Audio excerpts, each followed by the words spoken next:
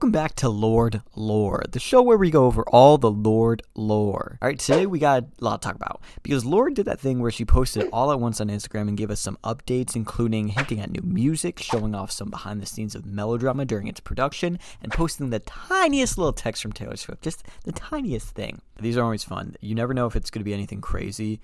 Usually it's something pretty broad that people should know about because it's not really her email chain that she sends out. But she talked about Melodrama being 6 in this first one. It's just a photo of her eye. I don't think these pictures have been out or about anywhere. She got her arm here. I don't know if this was during during the Met Gala. I believe it was around that era. And also this crying photo, great crying photo, looks brilliant. She looks like she's got my hair there too. So she talks about living in New York, being 18 and 19, which is crazy to my brain right now because, I'm older than her at this point, and it just feels weird. So she gives a little context of what she was doing during this time. Writing in a bathtub for whatever reason. So quirky. She's talking about this tattoo that she got. Looks like she almost designed this herself. It looks like it's probably a relationship thing. Probably that. And then you get to see the full Melodrama painting, the OG one, a selfie with it. I feel like this image exists somewhere out there before, but probably wrong. It looks amazing. That thing really should be hung up in the Louvre or anywhere like that. This one is my favorite. This is one you see all the work that's been done on these projects. You can see Greenlight and Liability were actually done way before anything else. These were the first 2 singles, so it seemed like when these singles were coming out, the rest of the album was still getting worked on. So let's just look at some specific notes here. We're going to skip by Greenlight, but we're going to go to Sober, where you can see close to done, close to mixing. We just need some vocals in the background. I don't know if those mean the I lose my mind, that kind of thing that was going on, or if there was some other hidden vocals in the background. I don't know if that ended up being in the final or anything, but that's interesting. Homemade Dynamite, let's see. She looks like she's looking for some drums. Can't really tell what else she's saying before that, but it looked like the production on Homemade Dynamite was not nearly done yet. The Louvre, I really can't read much of that. I see close, turn parts into song, verse, and I ain't got nothing for that one, bro. Liability, we're good on. Oh, I also didn't even mention that the Louvre wasn't even named the Louvre. It would be called Boom Boom, which is dumbass name. I'm glad. Just kidding. I'm glad that it turned into the Louvre.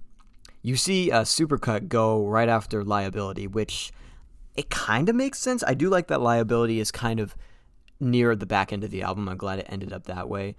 Good template collab effort. It seemed like they were still working on that. Liability reprise. It sounded like they did not have much going on here. It says behind, make this idea real. It sounds like they did not do shite on that. Okay, Hard Feelings Loveless, which kind of looks like it, in a way, this back end of the album kind of is not in the right order that it ended up being, but you see Hard Feelings Loveless, specifically Loveless, that part got completely done. That was the first part of the song that got done. It was all written out, and it looked like they almost were done with production.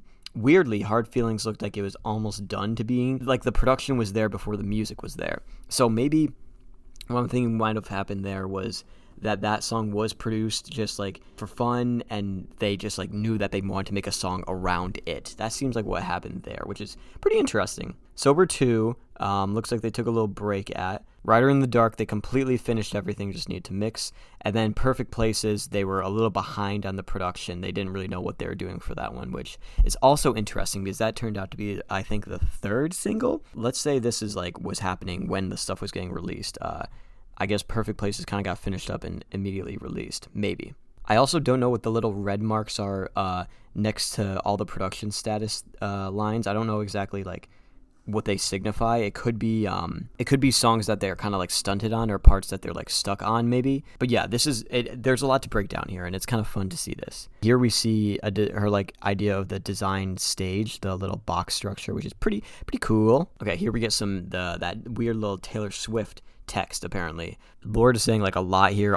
Annie Lennox floating down a river, cool, so you're pretty much she's saying all this. I don't know if this text it's got to be about Melodrama, but it might be about Solar Power 2. I'm gonna guess Melodrama. But this is interesting because so many people are like, oh my God, are they beefing? Taylor Swift and Lorde, because you don't really see them out like they used to. It seems like the type of thing that they just don't hang out. Like they're probably still like friends with each other and everything. It's just like they drift apart. Life goes on type of shit. We see this like random tweet from probably 2017, 2016, 2018. Oh wait, not 2018. But we see this random tweet that like kind of is a bit of a thesis for Melodrama, which is interesting to see her like just the specific thing that stuck out in her head. And the classic dress fitting for Greenlight. When Greenlight was announced, she's just hanging out in Soho in New York, which is just crazy that she could kind of like live life like this. Good for her. And she had to log into like all her social medias and everything because no one else had like the passwords or anything. That's fun. So that's pretty much it. But we end up with the last photo where we see lots of love, see you soon in the studio, blonde hair and all. Okay. We got to break this down a little. When do you think this photo was taken?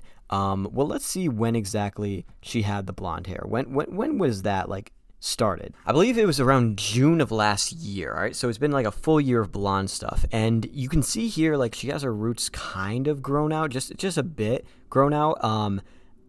It sounds like if this was taken like after the first blonde wave, it might have been like maybe a month or two after. So maybe in like late summer, early autumn this photo was taken. Maybe, she might have always dyed her hair again. This might be a lot more recent. I'm not a detective. I don't know like what studio she's in by the background or anything, but lots of love, see you soon. This has to mean that we're getting something from her by the other half of the year. Like, you can't say see you guys soon, post a photo like this and not expect to like release something this year. It's gotta be this year. You can do whatever, but like that'd be pretty bad. So do I think we're gonna get a full album by the end of the year? I don't think so. I feel like we're gonna get a couple singles and maybe an early release next year. We'll have to really see. There's not much I can base it on. I've said this before and I might make another video about this, but like predicting this next album, man, I just hope that she does go a little darker in general. I just want to see some darker themes. The times on the past 3 albums where she does kind of make you feel uneasy, I think work really, really well. And I think that she has like so much untapped potential there that there still needs to be it still needs to be harnessed. Anyway, these were kind of fun to look through. It was a good little treat, and who knows if we will get something like in the next month or so. I would love that. But what do you think? Let me know, and let's talk soon. That was Lord Lore. Subscribe for more.